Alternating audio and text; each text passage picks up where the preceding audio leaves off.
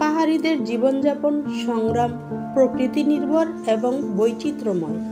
তারা পাহাড়ের পরিবেশের সাথে মিশে যায় এবং প্রায়শই প্রকৃতির উপর নির্ভর করে তাদের দৈনন্দিন প্রয়োজন মেটায়।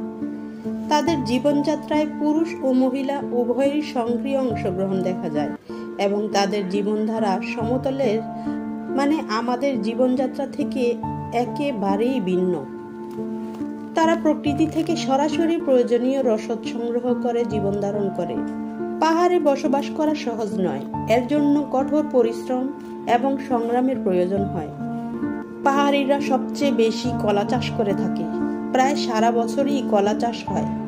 কলা তাৎক্ষণিকভাবে শরীরের শক্তি যোগায়।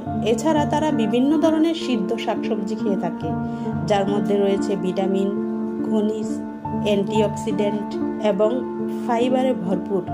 এতে ক্যালোরি কম থাকে এবং হজম করা সহজ হয়। তেল ব্যবহার না করার কারণে এটি ওজন নিয়ন্ত্রণে থাকে, বিভিন্ন রোগ থেকে শরীরকে রক্ষা করে। তাদের সবচেয়ে প্রিয় খাবার হলো মূলিবাসের কোরল সিদ্ধ বা রান্না দুটোই করে খায়, যা শুধুমাত্র বর্ষাকালেই পাওয়া যায়। সিদ্ধ শাকসবজির সাথে মরিচ ভর্তা বা বাতি দিয়ে মাখিয়ে খায়।